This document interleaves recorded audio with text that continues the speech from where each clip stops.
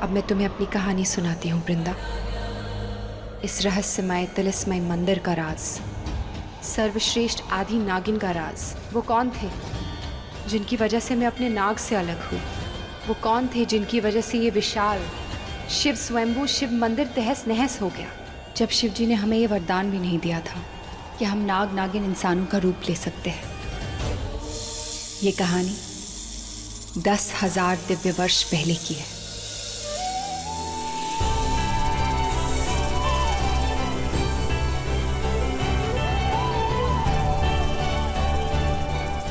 एक समय था जब नागलोक में नागों को इंसान बनने और इच्छाधारी होने का वरदान नहीं मिला था।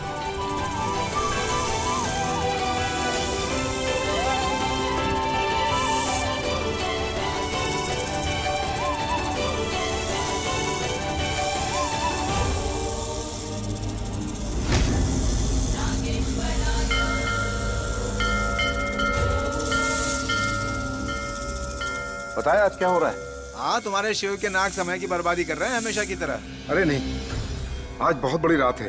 आज महाशिवरात्रि है। तो क्या हुआ? हम सपेरों का काम है सांपों को नचाना, लेकिन नचाना तो दूर, हमें सांपों के दुम भी नहीं छू पा रहे हैं। अरे क्योंकि ये साधारण नाग नहीं है। हमारे शिव जी के चहीते हैं, बहुत प्यार करते हैं शिव जी ने। बकवास, कुछ प्यार व्यार नहीं करते, बस अपनी चकारी में लगे रहते हैं। वरना बताओ क्या किया इनके लिए शिव जी ने? इन्हें कोई शक्ति प्रदान की है? पूरे दिन ये इनकी रक्षा करते रहते हैं, और इनकी खुद की रक्षा के लिए क्या है इनके पास? 2 बूंद जहर बस। और वहीं उनको देखो। इन्हें, उन चीलों को? और नहीं तो क्या। कहते हैं उनके इलाके में एक पुरानी गुफा है, काली गुफा, जहां वे अपने शैतानी कुल देवता को पूजते हैं, जिसे वो मृत्यु का देवता कहते हैं। और उनके वरदान से उन चीलों को इंसानी रूप तक मिल गया। चीलों को इंसान बनने का वरदान उनके कुल देवता से मिल चुका था, जिन्हें वो सब मृत्यु का देवता कहते थे। लेकिन नागों को इच्छाधारी होने का वरदान मिलना बाकी था, मगर उन्हें इसकी शिकायत नहीं थी। वो तो अपने भोलेनाथ की भक्ति में ही खुश थे।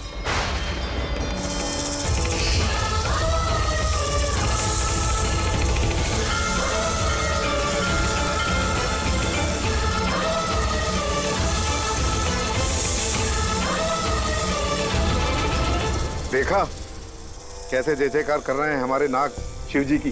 जय जयकार या जहर की बौछार? अरे वो खुशी नहीं, अपना गुस्सा जता रहे हैं। वो चील तो इंसान बन गए, पर इनके साथ क्या हो रहा है? इनकी बारी कब आएगी? जानवरों की दुनिया में इन्हें कब मिलेगा इनका सम्मान? या ये शिव की सेना के सेवक ही बनकर रह जाएंगे और फिर चीलों के हाथों मारे जाएंगे? भोलेनाथ के भक्तों का कोई विनाश नहीं कर सकता। जानते हो क्यों? क्योंकि सर्वनाश का एक ही भगवान होता है, वही बनाते हैं, वही बिगाड़ते हैं, जो मृत्यु तक को जीत जाते हैं। वो अगर शिव शंभू हैं तो उग्र रुद्र कपाली भी है। भूतों के नाथ भूतनाथ हैं वो। इसलिए जब वो वरदान देंगे ना, कभी नहीं देंगे वो वरदान। मिलेगा। अगर शैतानों के गुरु हो सकते हैं तो हमारे भोलेनाथ तो जगत गुरु हैं। ये क्यों नहीं देंगे वरदान? हाँ, ये अवश्य हो सकता है कि इन नागों की तपस्या में कोई कमी हो। इंसानी रूप पाने के लिए इन्हें अभी और कठोर तप करना हो, तब जाके हमारे भोले त्रिपुरारी इन्हें इच्छाधारी होने का वरदान देंगे। यदि किसी ने कोई गलती की तो उन्हें श्राप भी देंगे। ऐसे न्याय प्रिय देवता हैं हमारे शिव, जो कम बोलते हैं, मगर जब बोलते हैं तो प्रलय आ जाती है, प्रलय।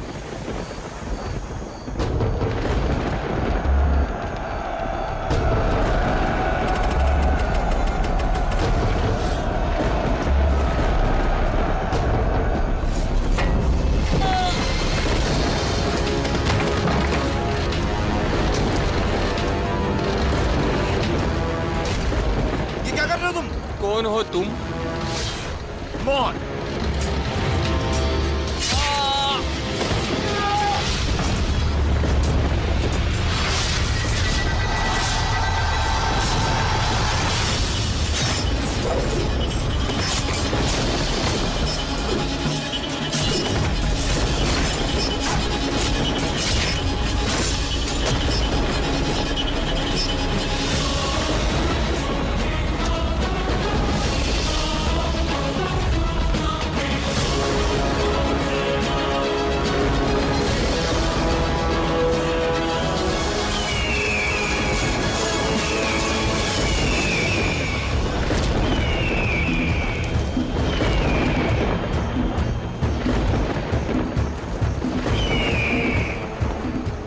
चीलों को हम नागों से पहले इंसान बनने का वरदान मिला, लेकिन उनका ये वरदान दुनिया के लिए श्राप बन गया।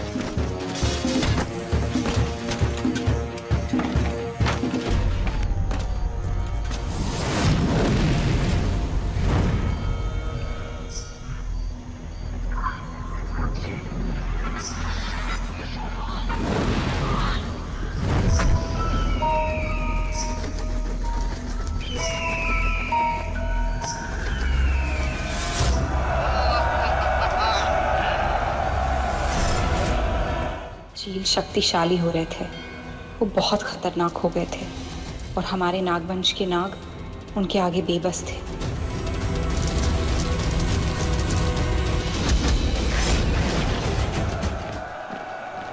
जश्न खत्म, लेकिन रात अभी बाकी है और लूट और तबाही अभी बाकी है। मैं चला और लूटने और तबाही मचाने।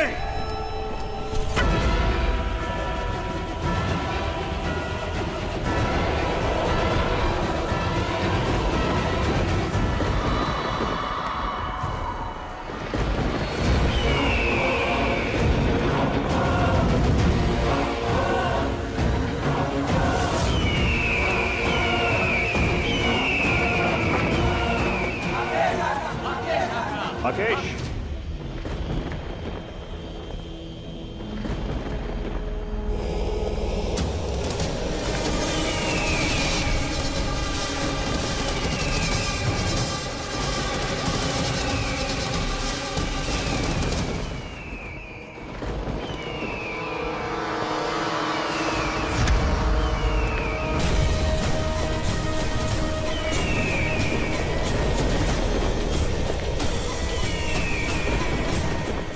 आकेश कहाँ है? हुकुम, वो तो अभी अभी चले गए। क्या? कहाँ गया वो? आज महाशिवरात्रि है, उसे कहीं नहीं जाना चाहिए था। वो हुकुम आज हम बहुत बड़ी लूट करके आए थे, इसलिए आका जश्न मनाने गए। ये खजाना तुम इससे खुश हो जाओगे? असली खजाना तो वो नागमणि है, वो शिव मंदिर की नागमणि। जाओ उसे जाकर लूटो। मृत्यु के देवता के भक्त हैं हम, इनके लिए तो कर सकते हो ना? कर सकते हैं।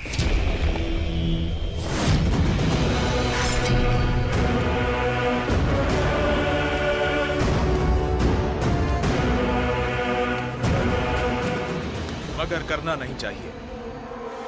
मेरी बात गौर से सुनिए।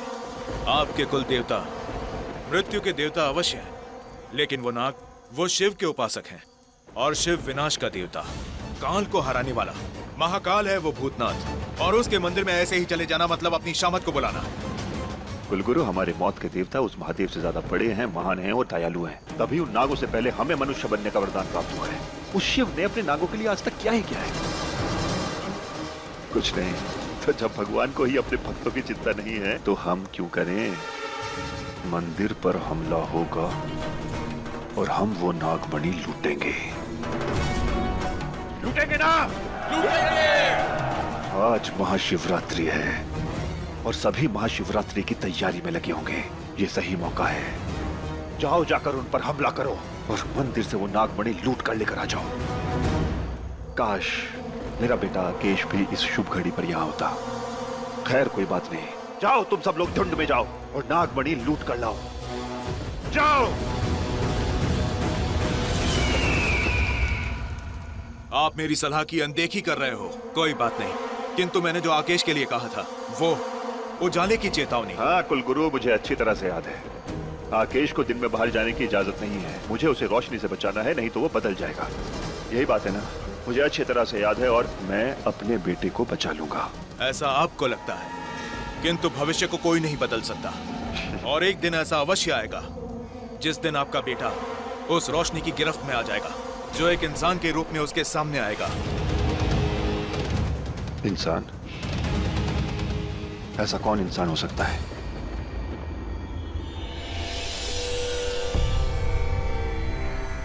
अरे नाग नागिन अभी तक आए नहीं। पूजा का समय हो गया है।